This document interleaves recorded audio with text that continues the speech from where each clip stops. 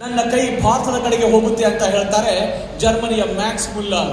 ಅಂತಹ ಪವಿತ್ರ ನೆಲ ಇದು ನನ್ನ ಭಾರತ. ಈ ನೆಲದ ಬಗ್ಗೆ ಮಾತನಾಡುವಾಗ ರೋಮಾಂಚನ ಆಗುತ್ತೆ. ಅದಕ್ಕೆ ಕವಿ ಬರೀತಾರೆ, ಭಾರತವೆಂದರೆ ಬರೀ ಭೂಗೋಳವಲ್ಲ, ಭಾರತವೆಂದರೆ ಬರೀ ಚರಿತ್ರೆಯಲ್ಲ, ಭಾರತವೆಂದರೆ ಬರೀ ರಾಷ್ಟ್ರವಲ್ಲ, ಭಾರತವೆಂದರೆ ಇಡೀ ಮಣ್ಣಿನ ತುಂಡಲ್ಲ, ಅದು ಅಸಂಖ್ಯಾತ ಶಕ್ತಿ ಕೇಂದ್ರಗಳಿಂದ ತುಂಬಿಕೊಂಡು ಕಂಪಿಸುತ್ತಿರುವ ಒಂದು ಮಹಾ ಚೈತನ್ಯ ಅಂತ ಹೇಳಿ ಭಾರತದ ಬಗ್ಗೆ ವರ್ಣನೆ ಮಾಡ್ತಾರೆ. ಅಂತಹ ಪವಿತ್ರ ನೆಲದ ಬಗ್ಗೆ ಮಾತನಾಡುವಾಗ ರೋಮಾಂಚನ ಆಗ್ತದೆ.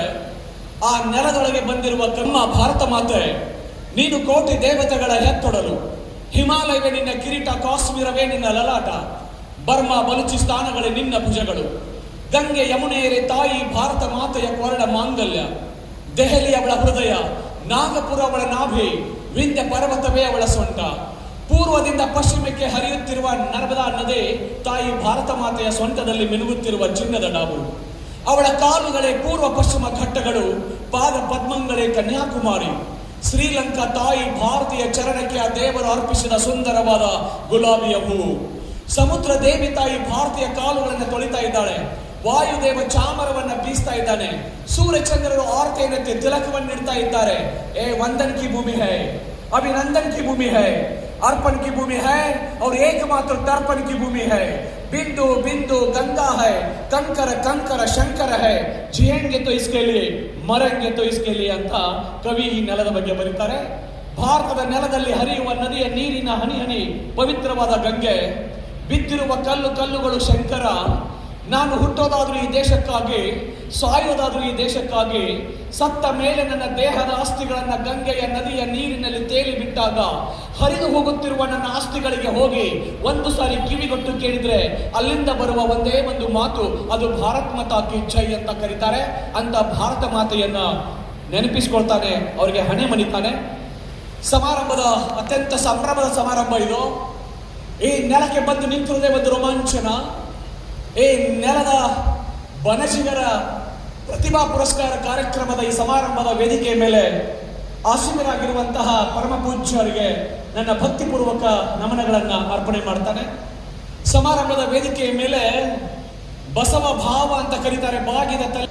ಯಾರೋ ನಮ್ಮ ದಾರಿಯಲ್ಲಿ ಮುಳ್ಳು ಚೆಲ್ಲಿದರೆ ಅವರ ಹಾದಿಗೆ ಹೂವು ಹಾಕೋಣ, ಯಾರೋ ನಮ್ಮ ಮನೆಗೆ ಕಲ್ಲು ಹೊಡೆದರೆ ಅವರ ಮನೆಗೆ ಹಣ್ಣು ಹಾಕೋಣ. ದ್ವೇಷದಿಂದ ಏನಿದೆ ಈ ಜಗದಲ್ಲಿ, ಪ್ರೀತಿ ಒಂದಿದ್ರೆ ಸಾಕು, ಇಡೀ ಜಗತ್ತೇ ಇದೆ ನಮ್ಮ ಜೊತೆಯಲ್ಲಿ ಅಂತ ಕವಿ ಬರೀತಾರಲ್ಲ. ಬನಜಿಗ ಸಮಾಜದ ಬಂಧುಗಳು ಅವರಿವರೆನ್ನದ ಎಲ್ಲ ಜಾತಿ ಬಂಧುಗಳ ಜೊತೆಗೆ ಹೊಂದಿಕೊಂಡು ಎಲ್ಲರ ನಾಲಿಗೆಯ ಮೇಲೆ ನೆಲೆದಾಡುವ ಹೆಸರಾಗಿ ಸಮಾಜದ ಸಂದರ್ಭದಲ್ಲಿ ಯಾವುದಾದ್ರೂ ಒಂದು ಸೇವೆಯನ್ನು ಮಾಡಬೇಕು ಅಂತ ಬಂದು ಯಾರಾದರೂ ಕೇಳಿದ್ರೆ ಅತ್ಯಂತ ಮುಂಚೂಣಿಯಲ್ಲಿ ಇದ್ದುಕೊಂಡು ಸಹಾಯಹಸ್ತವನ್ನು ಚಾಚುವ, ಎಲ್ಲರೊಳಗೆ ಒಂದಾಗಿ ಬದುಕುವ ಅದ್ಭುತವಾದ ಸುಸಂಸ್ಕೃತ ಸಮಾಜ ಯಾವುದಾದ್ರೂ ಆಗಿದ್ರೆ ಅದು ಬನಜಿಗ ಸಮಾಜ. ಹೀಗಾಗಿ ನಿಮ್ಮೆಲ್ಲರಿಗೆ ನಾನು ವಿಶೇಷವಾದ ಅಭಿನಂದನೆಗಳನ್ನು ಈ ಸಂದರ್ಭದಲ್ಲಿ ನಾನು ಸಲ್ಲಿಸ್ತೇನೆ. ಬಹುಶಃ ನಾನು ಹೆಚ್ಚಿಗೆ ಮಾತನಾಡುವಂಥದ್ದು ಏನಿಲ್ಲ, ನಿಮ್ಗೆಲ್ಲ ಗೊತ್ತಿದೆ. ಯಾಕೆ ಈ ಸಮಾಜವನ್ನು ನಾವು ಹೆಮ್ಮೆ ಪಡ್ತೇವೆ ಅಂತ ಹೇಳಿದ್ರೆ, ಬನಜಿಗ ಅನ್ನೋದು ಇದೊಂದು ಜಾತಿ ಅಲ್ಲ, ಇದೊಂದು ಸಾಮಾಜಿಕ ಸಭ್ಯತೆ ಅಂತ ಕರೀತಾರೆ. ಬನಜಿಗ ಎಂದರೆ ಇದೊಂದು ಯಾವುದೋ ಒಂದು ಜಾತಿಯ ಸೂಚಕವಲ್ಲ, ಇದೊಂದು ಅದ್ಭುತವಾದ ಸಂಸ್ಕೃತಿಯ ಪ್ರತೀಕ ಅಂತ ಕರೀತಾರೆ. ಹಾಗೇನೆ ಬನಜಿಗ ಸಮಾಜ ಅಂದ್ರೆ, ನಾವು ಬಸವಣ್ಣನವರ ವಾರಸುದಾರರು ಯಾರು ಅಂತ ಕೇಳಿದ್ರೆ ಅದು ಬನಜಿಗ ಸಮಾಜದವರು ಅಂತ ಹೇಳಿ ಇಡೀ ಜಗತ್ತು ನಮ್ಮ ಬಗ್ಗೆ ಮಾತಾಡ್ತದೆ ಅಂತ ಹೇಳಿದ್ರೆ, ಹಾಗಿದ್ರೆ ಏನು ಕೊಟ್ಟಿದೆ ಸಮಾಜ ನಮ್ಮದು ಅಂತ ಒಂದು ಸಾರಿ ಸುಮ್ಮನೆ ನಾವು ನೀವುಗಳೆಲ್ಲ ಚಿಂತನೆ ಮಾಡ್ಬೇಕಾಗ್ತದೆ. ಬಸವಣ್ಣವ್ರ ಬಗ್ಗೆ ಮಾತನಾಡುವಾಗ ನೀವೆಲ್ಲ ಹೆಮ್ಮೆ ಪಡ್ತೀರಿ. ಇರಬಹುದು ಬಸವಣ್ಣ ನಿನಗಿಂತ ದೊಡ್ಡವರು, ವಿರಾಗಿಗಳು, ತ್ಯಾಗಿಗಳು, ಅನುಭವದ ತುಟ್ಟ ತುದಿಯ ಮೇಲೇರಿ ಬಟ್ಟ ಬಯಲಾದವರು. ಆದರೆ ಇರಲಾರವೆಂದೇ ತೋರುತ್ತದೆ ಬಸವಣ್ಣ, ನಿನ್ನಂತೆ ಒಳಗಿನ ಅಂಕು ಡೊಂಕುಗಳನ್ನು ಯಾವುದೇ ಮುಚ್ಚು ಮರ ಇಲ್ಲದೆ ಬಿಚ್ಚಿ ಒಗೆದಿಟ್ಟು ಇಷ್ಟ ದೈವದ ಗುಡಿಗೆ ನಡೆಮಡೆಯಾಗಿ ಹಾಸಿಕೊಂಡವರು ಅಂತ ಹೇಳಿ GS ಶಿವರುದ್ರಪ್ಪನವರು ನಮ್ಮ ಬಸವಣ್ಣವ್ರ ಬಗ್ಗೆ ಬರೀತಾರಲ್ಲ. ಬಂದೆ, ಭಾರತವೆಲ್ಲ ಸುತ್ತಾಡಿ ಬಂದೆ, ನಿಟ್ಟುಸಿ ನೆಲೆಯನ್ನು ಬೆಳಗಿಸಿ ಬಂದೆ, ಹೆಣ್ಣಿನ ಕಂಬನಿ ಬತ್ತಿಸಿ ಬಂದೆ, ದೀನರ ಬಾಳನ್ನು ಮುಸುಕಿದ ಕಾಳನ್ನು ಕಳೆಯಲು ಧವಳಿಸಿ ಬಂದೆ, ಧವಳಿಸಿ ಬಂದೆ, ಓ ಬಸವನ ಬೆಳಕೆ ಎಲ್ಲಾಡಿ ಬಂದೆ ಅಂತ ಸಿದ್ದಯ್ಯ ಪುರಾಣಿಕರು ಬರೀತಾರಲ್ಲ. ಅಂತಹ ಬಸವನ ಬೆಳಕು ಇಡೀ ನಾಡನ್ನೇ ತುಂಬಿರುವಾಗ, ಬಸವಣ್ಣವರ ಚಿಂತನೆಗಳನ್ನೇ ನಮ್ಮ ಮೈಯಲ್ಲಿ ರಕ್ತವನ್ನಾಗಿಸಿಕೊಂಡು ಬದುಕ್ತಾ ಇರುವ ಅತ್ಯಂತ ಸುಸಂಸ್ಕೃತ ಸಮಾಜ ನಮ್ಮದು ಅನ್ನುವಂಥ ಹೆಮ್ಮೆ ನಮ್ಮೆಲ್ಲರಲ್ಲೂ ಇರಲಿ.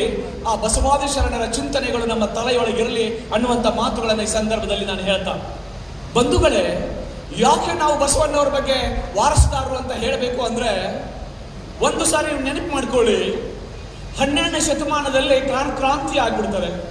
ಸೋಮೇಶ್ವರನ ಗುಡಿಯನ್ನ ಪುಲಿಗೆರೆ ಅಂತ, ಲಕ್ಷ್ಮೇಶ್ವರ ಅಂತ ಏನ್ ಹೇಳ್ತೇವಲ್ಲ, ಅಲ್ಲಿ ಸ್ಥಾಪನೆ ಮಾಡಿ ವಚನಗಳ ರಚನೆ ಮಾಡ್ತಾರೆ. 12ನೇ ಶತಮಾನದಲ್ಲಿ ನೆನಪಿಸ್ಕೋಬೇಕು, ನಮ್ಮ ಆದ್ಯರು ಅಂತ ಕರಿತೇವೆ. ಆ ಆದಯ್ಯನವರು ಕೂಡ ಬಣಜಿಗ ಸಮಾಜದವರು ಆಗಿದ್ರು. ಸೌರಾಷ್ಟ್ರದ ಸೋಮೇಶ್ವರನನ್ನ ಲಕ್ಷ್ಮೇಶ್ವರಕ್ಕೆ ತಂದು ಗುಡಿಯನ್ನ ಕಟ್ಟಿಸ್ತಾರೆ. ಇಲ್ಲೇ ಬದುಕಿ ವಚನಗಳನ್ನು ರಚನೆ ಮಾಡ್ತಾರೆ. ಅವರು ಬಣಜಿಗ ಸಮಾಜದವರು ಅನ್ನೋದನ್ನ ಅವತ್ತಿನಿಂದ ಕಥೆಯನ್ನು ಆರಂಭ ಮಾಡಿ, ಅಲ್ಲಿಂದ ನೆನಪಿರಲಿ, ಇಡೀ ವಚನ ಸಾಹಿತ್ಯದೊಳಗೆ ಹಲವು ಜಾತಿಗಳ ಬಗ್ಗೆ ಪ್ರಸ್ತಾಪ ಆಗಿದೆ. ಯಾಕೆ ಬಣಜಿಗ ಸಮಾಜ ಕೇವಲ ಇಂದು ಮಾತ್ರವಲ್ಲ, 12ನೇ ಶತಮಾನದಲ್ಲೂ ಕೂಡ ಎಷ್ಟು ಉಚ್ಛ್ರಾಯ ಸ್ಥಿತಿಯಲ್ಲಿತ್ತು ಅಂತ ಅನ್ನೋದಕ್ಕೆ ನಿಮಗೆ ನೆನಪಿರಲಿ, ವಚನಗಳಲ್ಲಿ 56 ಬಾರಿ ಬಣಜಿಗ ಅನ್ನುವ ಶಬ್ದ ಶರಣರು ಬಳಸಿದ್ದಾರೆ ಅಂತ ಹೇಳಿದ್ರೆ, 12ನೇ ಶತಮಾನದಲ್ಲಿ ಸಮಾಜದೊಳಗೆ ಬಹುದೊಡ್ಡ ಪ್ರಭಾವವನ್ನು ಬೀರಬಲ್ಲಂತ ಶಕ್ತಿ ಬಣಜನಿಗೆ ಇದ್ದು, ಆ ಕಾರಣಕ್ಕಾಗಿ ವಚನಗಳಲ್ಲಿ ಬಣಜಿಗ ಎನ್ನುವ ಶಬ್ದ ಪ್ರಯೋಗವಾಗಿದೆ ಅನ್ನೋದನ್ನ ನೋಡಿದಾಗ ನಮ್ಗೆ ಅನಿಸ್ತದೆ, ಹಾಗಿದ್ರೆ ಬಣಜಿಗ ಸಮಾಜ ಎಷ್ಟು ಹಿರಿಮೆ ಇದೆ, ಅದಕ್ಕೆ ಗರಿಮೆ ಇದೆ ಅನ್ನುವಂಥದ್ದು ಒಂದು. ಸರಿ, 12ನೇ ಶತಮಾನದಲ್ಲಿ ಮುಗಿದು ಹೋದ ಮೇಲೆ 15-16ನೇ ಶತಮಾನದಲ್ಲಿ ವಿಜಯನಗರ ಸಾಮ್ರಾಜ್ಯ, ಪ್ರೌಢದೇವರಾಯನ ಕಾಲದಲ್ಲಿ ಅಲ್ಲಿ ತೋಂಟದ ಸಿದ್ಧಲಿಂಗ ಯತಿಗಳು 101 ವಿರಕ್ತರನ್ನ ಕಟ್ಟಿಕೊಂಡು ವಚನಗಳನ್ನ ರಚನೆ ಮಾಡುವ, ಅವನ ಸ್ಥಳಕ್ಕನುಗುಣವಾಗಿ ವಿಂಗಡಿಸುವಂತ ಕಾರ್ಯವನ್ನ ಮಾಡ್ತಾರಲ್ಲ, ಆ ತೋಂಟದ ಸಿದ್ಧಲಿಂಗ ಯತಿಗಳು ಯಾರು ಅಂತ ಕೇಳಿದ್ರೆ ನೀವೆಲ್ಲ ಹೆಮ್ಮೆ ಪಡಬೇಕು. ಅವರು ಬಣಜಿಗ ಸಮಾಜದ ಪರಮ ಪೂಜ್ಯರು, ತೋಂಟದ ಸಿದ್ಧಲಿಂಗ ಯತಿಗಳು ನಮ್ಮ ಸಮಾಜದವರು ಅನ್ನೋದನ್ನ ನೀವು ಹೆಮ್ಮೆ ಪಡಬೇಕು. ಸರಿ, ಆಮೇಲೆ ಅವರು ಎಲ್ಲ ವಚನಗಳ ರಚನೆ ಮಾಡುವ ಕೆಲಸ ಮಾಡ್ತಾರೆ. ಅದಾದ ಮೇಲೆ ಮತ್ತೆ ವಚನ ಸಾಹಿತ್ಯ ನೇಪಥ್ಯಕ್ಕೆ ಸರಿದು ಹೋಗ್ಬಿಡ್ತಾರೆ. ಹಾಗೆ ನೇಪಥ್ಯಕ್ಕೆ ಸರಿದು ಹೋದ ಮೇಲೆ ನೆನಪಿಟ್ಕೊಳ್ಳಿ, 16ನೇ ಶತಮಾನದಲ್ಲಿ ಜೇವರ್ಗಿಯ ಷಣ್ಮುಖ ಶಿವಯೋಗಿಗಳು ಬರ್ತಾರೆ. ಜೇವರ್ಗಿಯ ಷಣ್ಮುಖ ಶಿವಯೋಗಿಗಳು, ನಿಜಗುಣ ಶಿವಯೋಗಿಗಳು ಮತ್ತು ಶರಣರ ವೀರಶೈವ ಸಾಹಿತ್ಯವನ್ನ ಮತ್ತೆ ಮರು ಕಟ್ಟಿಕೊಡುವಂತ ಕಾಯಕವನ್ನ ಮಾಡಿದವರು, ಅವರು ಕೂಡ ಬಣಜಿಗ ಸಮಾಜದವರು ಅನ್ನೋದನ್ನ ಬಹಳ ಹೆಮ್ಮೆಯಿಂದ ಈ ಸಂದರ್ಭದಲ್ಲಿ ನೆನಪಿಸಿಕೊಳ್ಬೇಕಾಗ್ತದೆ. ಜೇವರ್ಗಿಯ ಷಣ್ಮುಖ ಶಿವಯೋಗಿಗಳು. ಸರಿ ಆಯ್ತು, ಅಲ್ಲಿಂದ ಮುಂದೆ ಮತ್ತೆ ವಚನ ಸಾಹಿತ್ಯ ನೇಪಥ್ಯಕ್ಕೆ ಸರಿದು ಹೋಗ್ಬಿಡ್ತು. ಹಾಗೆ ನೇಪಥ್ಯಕ್ಕೆ ಸರಿದು ಹೋದ ಸಂದರ್ಭದಲ್ಲಿ ನಮಗೇನು ಹಳಕಟ್ಟಿ ಶರಣರು ಬರ್ತಾರೆ, ವಚನಗಳನ್ನ ಹೆಕ್ಕಿ ತೆಗೆದು ತಗೊಂಡು ಬಂದು ಜೋಡಿಸ್ತಾರೆ.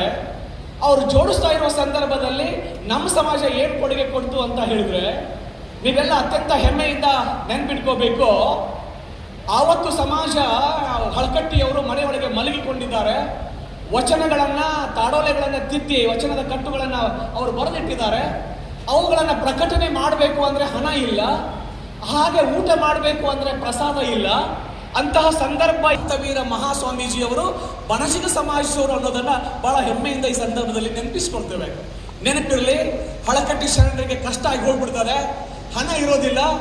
ಆ ಸಂದರ್ಭದಲ್ಲಿ ಅವರು ಬರೆದಿರುವಂತ ಎಲ್ಲ ಪತ್ರಿಕೆಗಳನ್ನ, ಪುಸ್ತಕಗಳನ್ನ ತೆಗೆದುಕೊಂಡು ಹೋಗಿ ಬಬಲೇಶ್ವರದ ಶಾಂತವೀರ ಪೂಜ್ಯರ ಮುಂದೆ ಇಟ್ಟು, ಸ್ವಾಮೀಜಿ ನಮಗೆ ಸಾಕಾಗಿದೆ, ದಯವಿಟ್ಟು ಈ ಪುಸ್ತಕಗಳನ್ನು ತಗೊಳ್ಕೊಳ್ಳಿ, ನನಗೆ 300 ರೂಪಾಯಿನ ಕೊಡಿ, ಇನ್ನಷ್ಟು ವಚನದ ಕಟ್ಟುಗಳು ಉಳಿದಿದ್ದಾವೆ, ಅವನ್ನ ಪ್ರಕಟಣೆ ಮಾಡಬೇಕು ಅಂದಾಗ ನೆನ್ಪಿಟ್ಕೋಬೇಕು, ನೀವೆಲ್ಲ ಹೆಮ್ಮೆ ಪಟ್ಕೋಬೇಕು.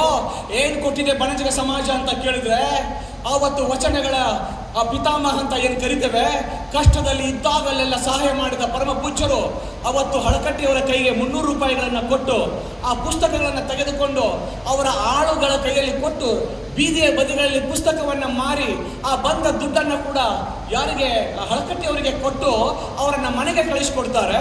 ಆಮೇಲೆ ಅವರು ಕಷ್ಟ ಅಂತ ಹೇಳಿ ಹಸಿವಿಂದ ನಳತಾ ಇರಬೇಕಾದ್ರೆ 5 ಚೀಲ ಜೋಳ, 3 ಚೀಲ ಗೋಧಿಯನ್ನ ಮತ್ತೆ 300 ರೂಪಾಯಿಗಳನ್ನ ಒಂದು ಬಂಡಿಯಲ್ಲಿ, ಚಕ್ಕಡಿಯಲ್ಲಿ, ಎತ್ತಿನ ಗಾಡಿಯಲ್ಲಿ ಹೇರಿಕೊಂಡು ಹೋಗಿ ಹಳಕಟ್ಟಿಯವರ ಮನೆಗೆ ಒಪ್ಪಿಸಿ ಬಂದವರು ಯಾರು ಅಂತ ಕೇಳಿದ್ರೆ, ಅದು ಬಣಜಿಗ ಸಮಾಜದ ಪರಮ ಪೂಜ್ಯ ಗುರುಗಳು ಬಬಲೇಶ್ವರದ ಶಾಂತವೀರ ಪೂಜ್ಯರು ಅನ್ನೋದನ್ನ ನೆನಪಿಸ್ಕೋಬೇಕಾಗ್ತದೆ. ಯಾಕೆ ನಮಗೆ ಬಸವಣ್ಣವರ ವಾರಸುದಾರರು ಅಂತ ಕರೀತಾರೆ? ನಮ್ಮ ಸಮಾಜ ಏನು ಕೊಡುಗೆ ಕೊಟ್ಟಿದೆ ಅಂತ ಕೇಳಿದ್ರೆ ಇದು ಹೀಗೆ ಬರ್ತದೆ. ಸರಿ ಆಯ್ತು, ಹಳಕಟ್ಟಿಯವರು ಬಂದ ಮೇಲೆ ಹಳಕಟ್ಟಿಯವರ ಸಾಹಿತ್ಯ ಎಲ್ಲ ಆ ಕಡೆಗೆ ಈ ಕಡೆಗೆ ಚದರಿ ಹೋಗಿತ್ತು. ಸಮಾಜದವರು ಅನ್ನೋದನ್ನ ಬಹಳ ಹೆಮ್ಮೆಯಿಂದ ಈ ಸಂದರ್ಭದಲ್ಲಿ ನಾವು ನೆನಪಿಸ್ಕೊಳ್ತೇವೆ.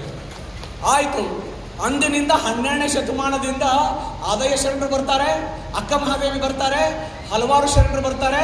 ಅಲ್ಲಿಂದ ನಮಗೆ ವಚನದ ರಕ್ಷಣೆಗಾಗಿ ಷಣ್ಮುಖ ಶಿವಯೋಗಿಗಳು ಬರ್ತಾರೆ, ತೋಂಟದ ಸಿದ್ಧಲಿಂಗ ಯತಿಗಳು ಬರ್ತಾರೆ. ಆಮೇಲೆ ನಮಗೆ ಹಳಕಟ್ಟಿಯವರಿಗೆ ಸಹಾಯ ಮಾಡಿದ ಬಬಲೇಶ್ವರದ ಪರಮ ಪೂಜ್ಯರು ಬರ್ತಾರೆ. ಅದಾದ ಮೇಲೆ ಎಂ ಕಲಬುರ್ಗಿಯವರು ಬರ್ತಾರೆ.